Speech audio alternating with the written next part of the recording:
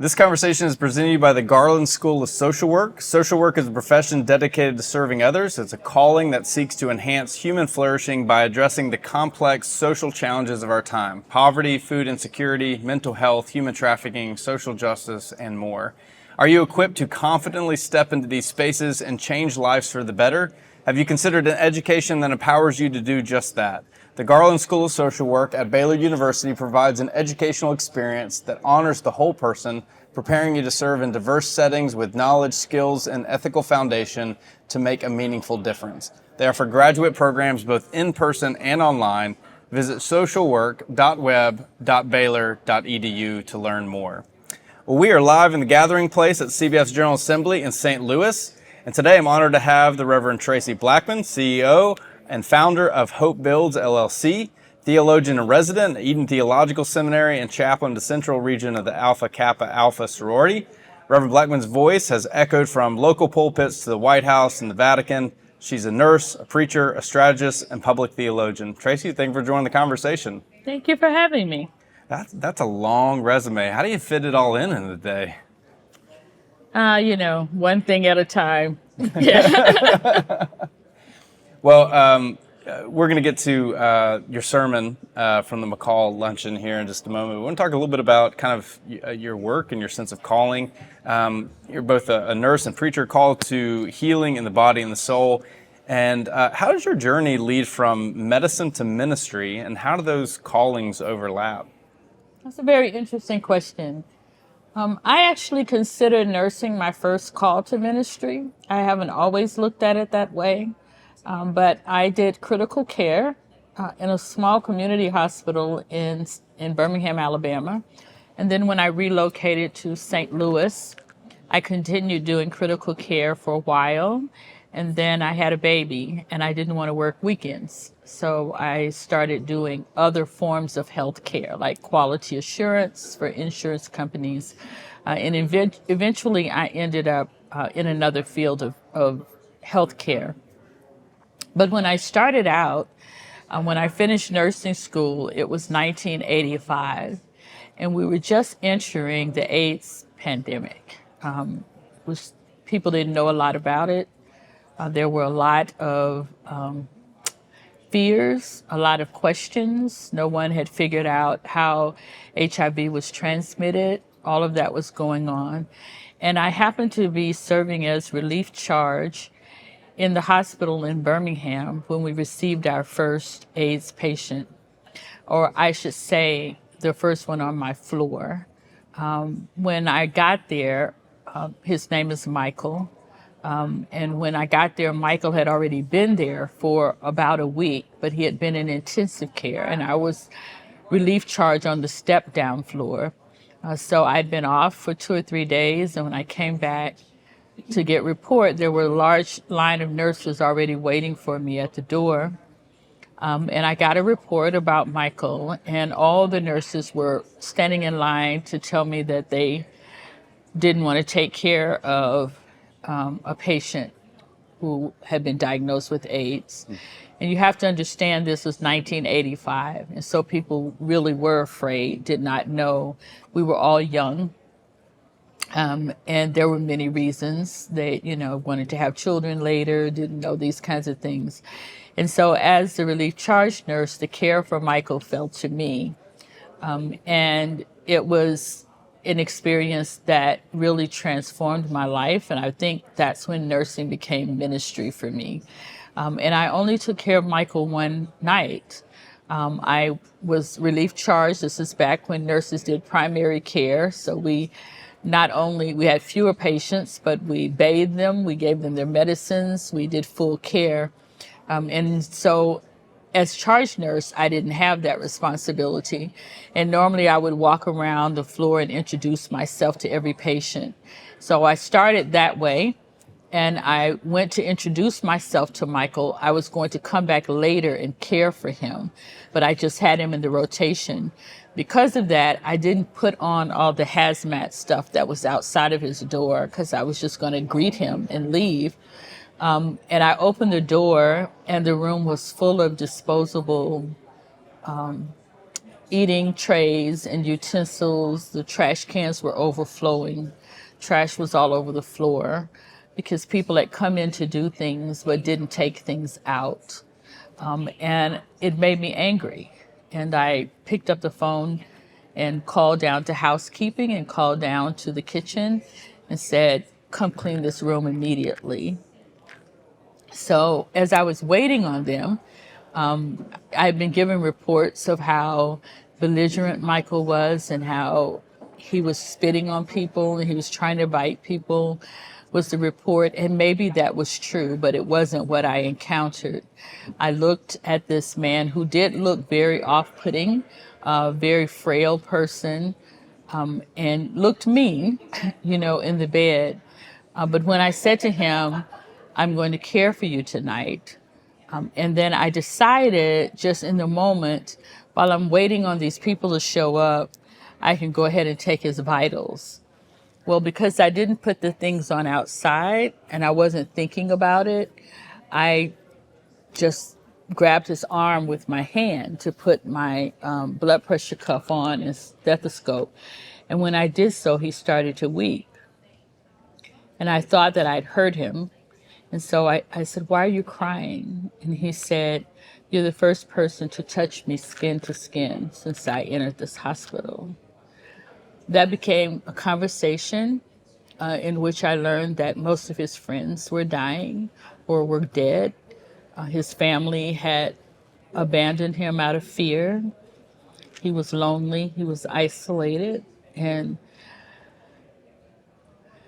it became a continuous conversation with us through the night. I went and made my rounds, and he had so much to say because no one had been talking to him, And so as I was bathing him, he began to tell me stories, and I decided to do all of my charting that night in his hospital room so that he could talk. And by the end of the evening, we had even gotten to a place where there was some laughter. And at the end of my shift, I said to Michael, I'll be back tomorrow, and I'm sure that I'll be your nurse, and I'll see you then. When I came back the next day, Michael was dead. He had died during the night. And I was very grateful to have been able to be there so that he could talk and know that he wasn't despised and that there were people who loved him, even though I didn't know him. And it was my first awareness of the power of healthcare beyond medicine, and ministry in the human touch. So I would say that was the catalyst for opening me up to the power of spiritual things in the work that I do. It would be years later before I entered ministry as proclamation, but it was the moment when my life became ministry for me. Does that make sense? Yeah. What hospital were you at in Birmingham? South Highland Hospital. It's closed now. It's no longer there. It's become a big conglomerate. It was bought by something.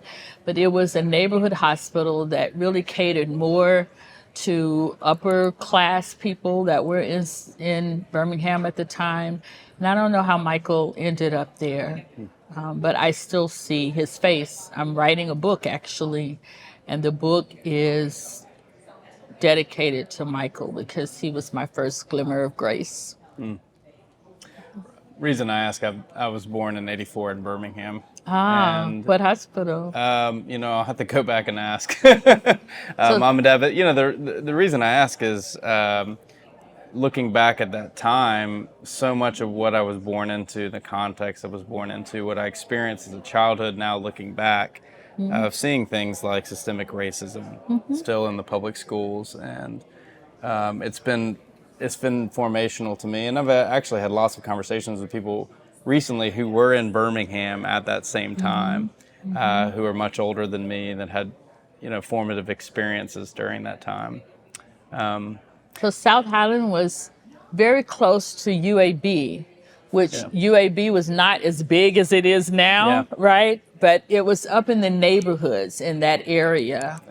And it's so funny. I learned so many things in that small hospital. We also would get patients who were very wealthy who had addictions. And there was this cocktail that one of the doctors would make so that they wouldn't go through withdrawal for addictions. And so as I've lived my life and done healthcare and ministry, and knowing that there are places where people are treated differently with addictions than other places, right? So, yeah, it was quite formative for me.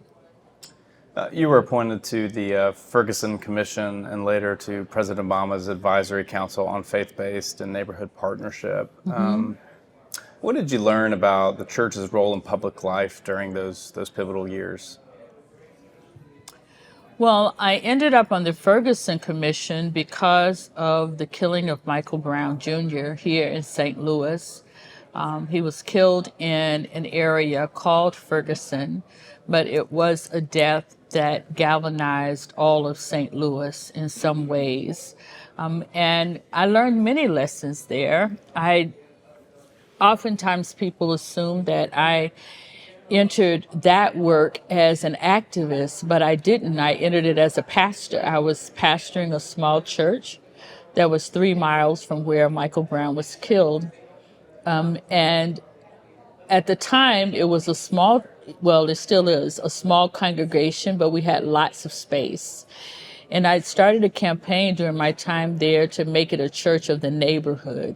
So we would open up space and give space freely to people who had dreams but didn't have resources, as long as it was something that would benefit the larger community. The whole thing was about being a neighbor.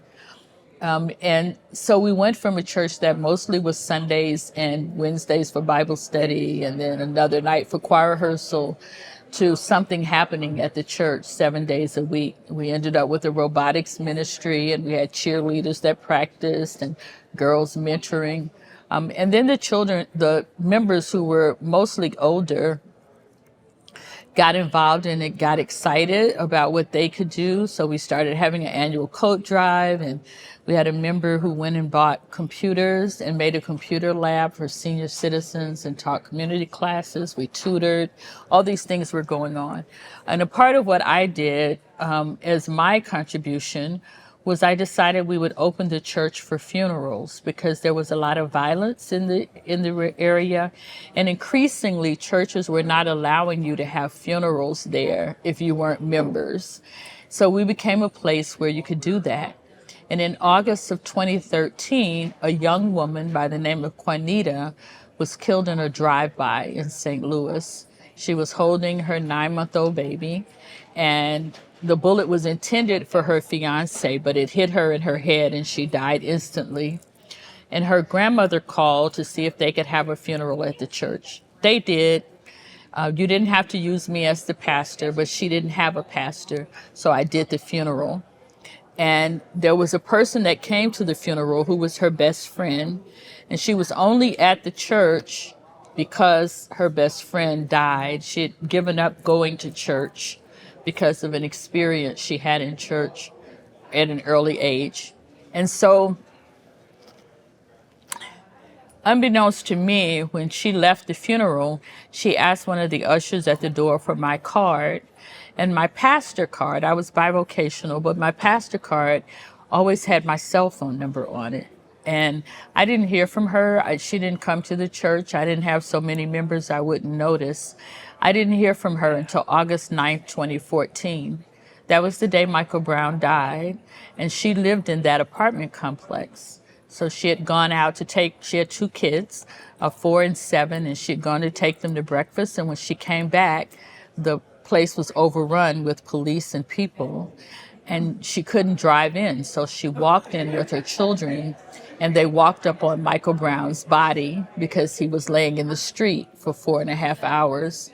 And her son, Jordan, who was 7 at the time, began to scream and said, "Who hurt Mike?" Because they knew Michael as someone who would come through the neighborhood and give them candy and play with them. And he said, who hurt Mike? And she didn't know what to say. So she went in the house and found the card that she had put up with my number on it. And she called me and told me what I'm telling you and said, "You haven't known it, but you've been my pastor since that funeral. And I need my pastor to come to Ferguson." And so I would say that my faith and my role in faith is what took me to Ferguson. What Ferguson gave me in that moment was an awareness of how myopic my ministry had been. There were lots of young people already out in the streets, already doing the work. I'm not suggesting that none of them went to church, but church wasn't the center of the crowd that had gathered. And they didn't know me, and that would be okay, but I didn't know them. And the same was true for a lot of clergy that came out there. And so the journey with the activists and agitators and protesters in Ferguson who were young and not of faith leadership expanded my understanding of ministry and what I'm called to do. And I think that was true for a conglomerate of us who committed to being in the streets whenever they were. It exposed our strengths and it exposed our weaknesses. And it called upon us to be vulnerable enough to say that this is not a time when faith is leading. Our job is to accompany, our job is to hold the story, and our job is to be the barrier between, at that time, law enforcement who didn't see the humanity of our children or see the pain that they were experiencing and them. And so it impacted my ministry greatly. It's never been the same since then. It didn't only impact my ministry, it impacted my parenting. I had children of my own, right? It was a transformative moment in my life. So that led to that led to the White House. I mean, everything catapulted from there. The work in the streets of Ferguson gained attention. And so then I got a call to join the faith-based advisory for Barack Obama. Shift to... I'm a long talker, so you can cut me off if I'm too long. Okay? Never. I want to shift to your sermon today at the McCall Trailblazer Luncheon. You said, if your theology does not make you do something, it is not of God. How would you invite congregations, especially those polarized by fear or complacency, and maybe complacency rooted in that it just seems there's so much going on in our world right now, and that kind of forces people to say, what can we do? We've already done something, those kinds of things, to examine whether their theology moves them towards faithful action. So if you notice, the stories that I have shared with you are all about relationship. People don't galvanize because of religion. They galvanize because of relationship. And I think that the ministry of Jesus, as Jesus walked among us, is evidence of that. You don't find a lot of places where Jesus is just preaching to people. Jesus is relating to people. Jesus is getting to know people that not only does his presence change, but their presence changes him in some ways, right? And so I would suggest that people not start with looking for a front line or looking for a cause, but look for relationship building. Look for opportunities to work together with people that perhaps you don't know well.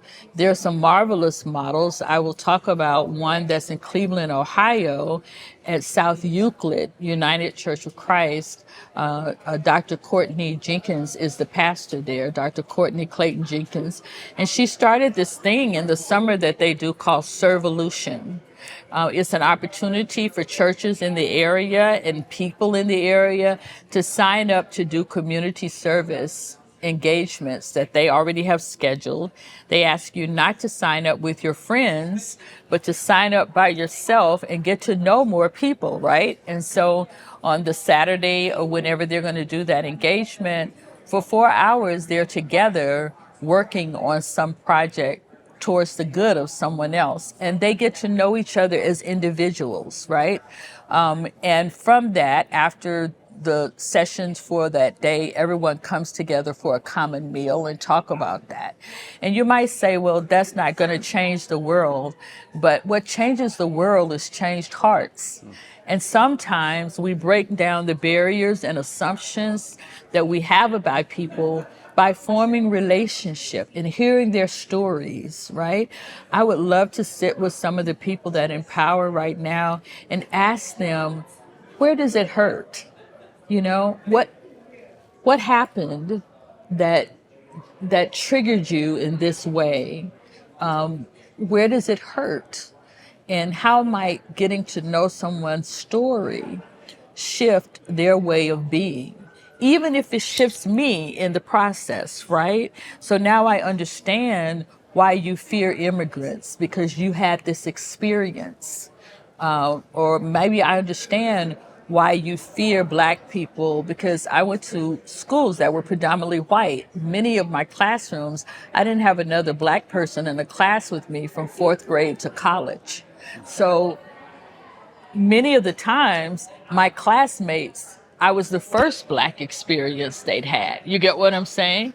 And so through building relationships, then some of the things that you learn that are subliminal, that come through TV, come through media messages, you find, well, that doesn't fit this person. And so that opens a crack for it to say, maybe I don't understand people. Maybe I am receiving something that's not true of all people. I think it all starts with relationship, Andy. And I believe that's how the gospel spread, was with relationship.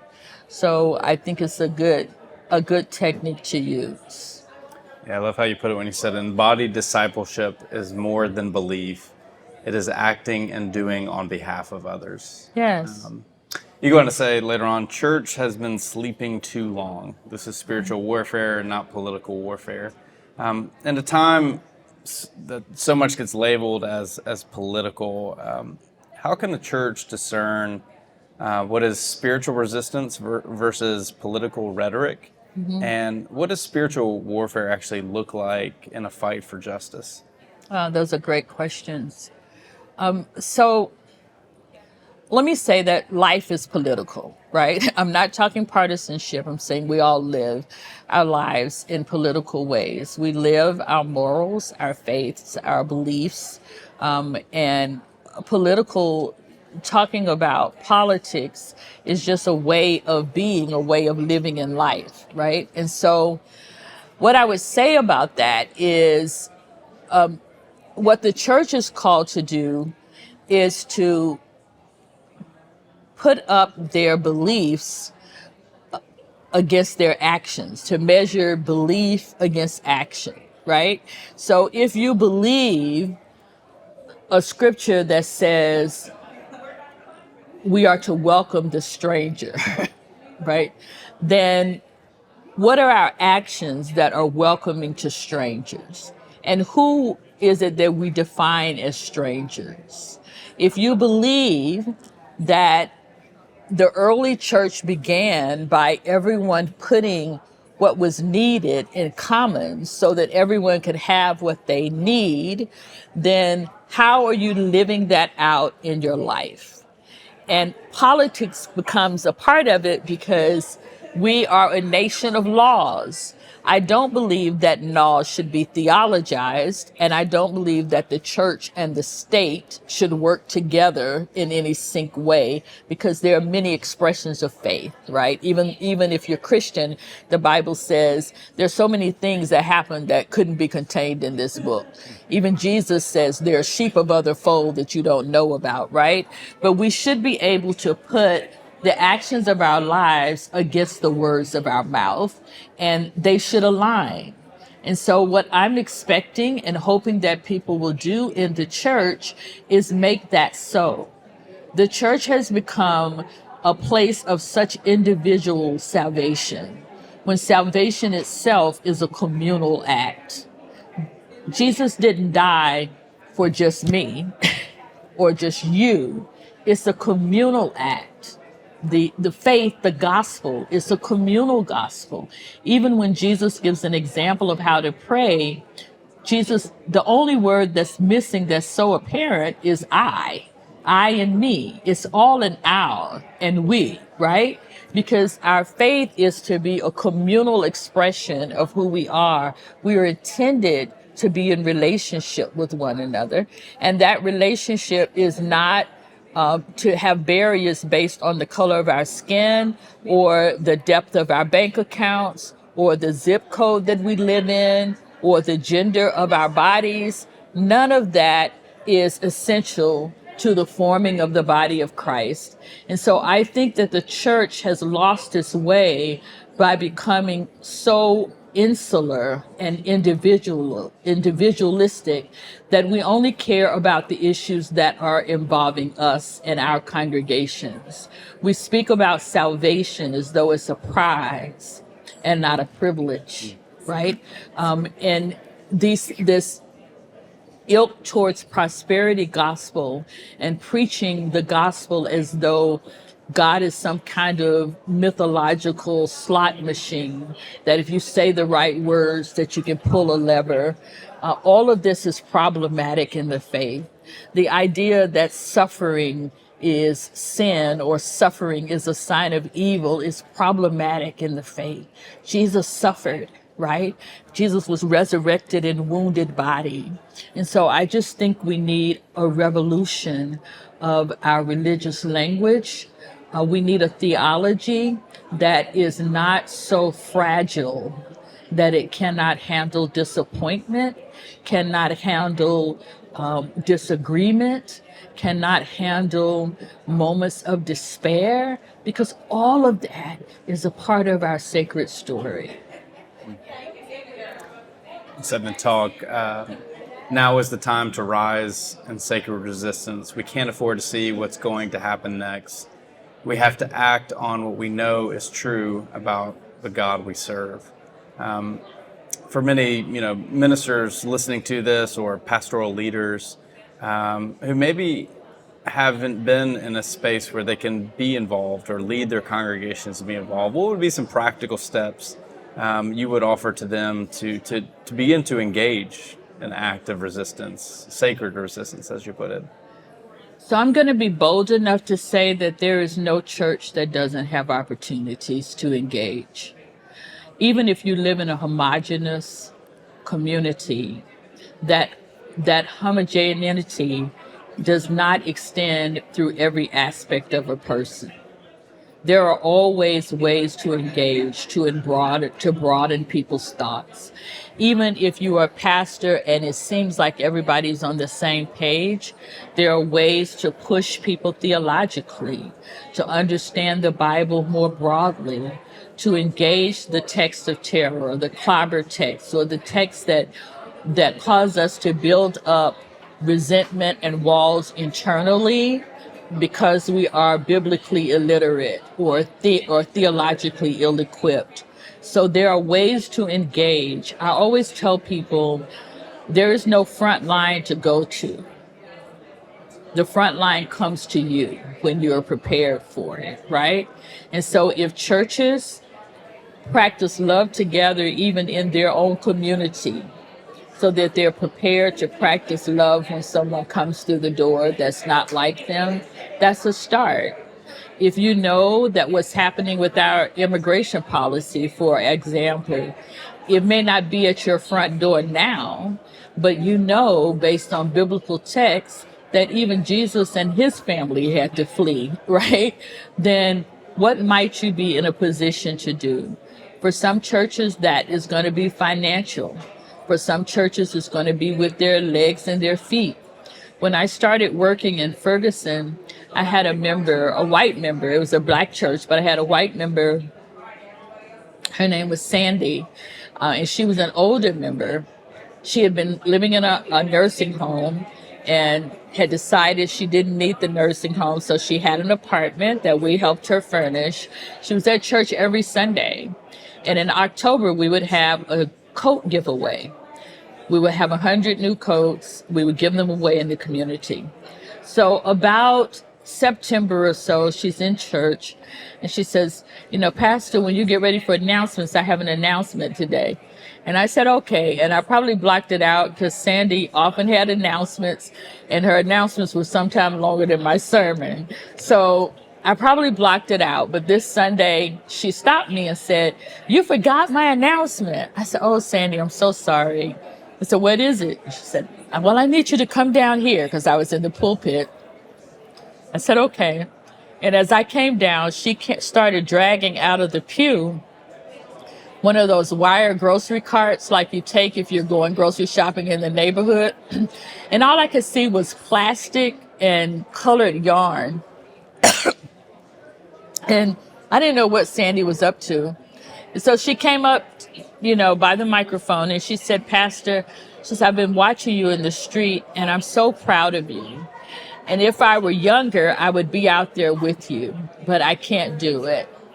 She said, so when I was in the nursing home, my roommate taught me how to crochet. And she said, so I went and bought yarn and I've been crocheting. And she had crocheted 100 hats and scarves to go with our coats. And she put them individually in these little Ziploc bags with a little handwritten note on some torn off paper that said, Christ the King loves you. Stay warm. 100. She was in her 80s. She said, you don't know this about me, Pastor, but I used to be a math teacher. She said, I counted every stitch and I figure I've marched 5 miles with my hands. I share that story because everyone has something they can give. Everyone has something they can do. And we cannot have a litmus test of liberation. Just do what God puts on your heart to do. Everything's not done publicly. Everybody doesn't belong in the streets. We need all the gifts of the church to make a difference in this moment. Our guest is the Reverend Tracy Blackmon. You can learn more about her work at Hope Builds and Indian Theological Seminary, and also follow her prophetic leadership wherever truth, justice, and courage are needed. Tracy, thank you for sitting down for a conversation today. Thank you.